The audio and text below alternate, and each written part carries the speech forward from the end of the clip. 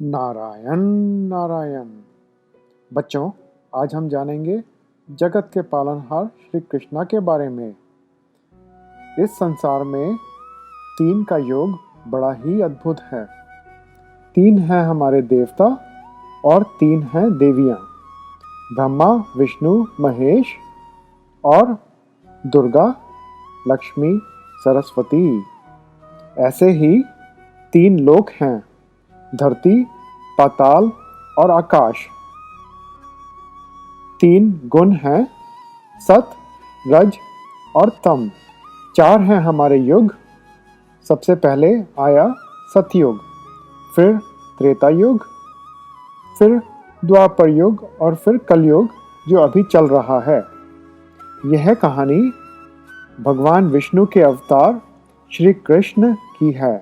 द्वापर युग में जब धरती पर चारों तरफ अत्याचार और अनाचार फैलने लगा, राक्षस लोग लोगों को मारने लगे, तब मानव सहित देवताओं ने भी विष्णु से धरती पर अवतार लेने की प्रार्थना की।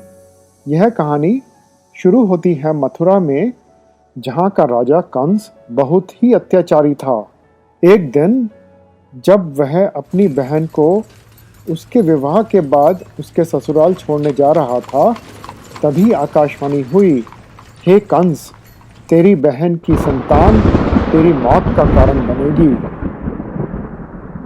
कंस ने अपनी बहन देवकी और उसके पति वसुदेव जी को कैद में बंद कर दिया और उनकी 7 संतानों को एक एक करके बड़ी बेरहमी से मार डाला। जब श्री कृष्ण का जन्म हुआ, जो देवकी की 8वीं संतान थी, तो रात के समय जेल के दरवाजे और वसुदेव जी की बेड़ियां अपने आप खुल गईं और सारे पहरेदार सो गए। वसुदेव जी श्री कृष्ण को लेकर गोकुल की ओर चल दिए। रात बहुत थी और बहुत तेज बारिश हो रही थी।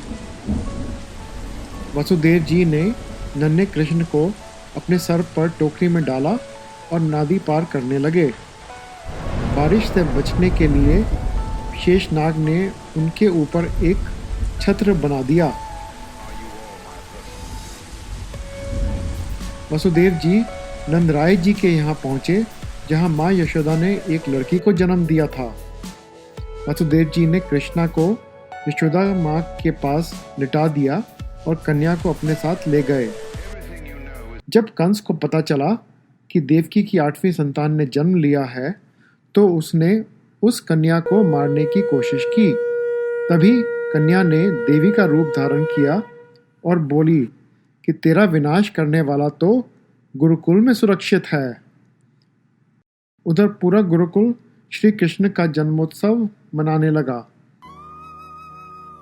तभी कंस ने पूतना नाम की एक राक्षसी को कृष्ण को मारने के लिए भेजा, पर कृष्ण ने उसे ही मार डाला। फिर कंस ने अंधकासुर, काकासुर, बकासुर और अघासुर जैसे कई राक्षसों को बारी बारी भेजा, पर वो सब मारे गए।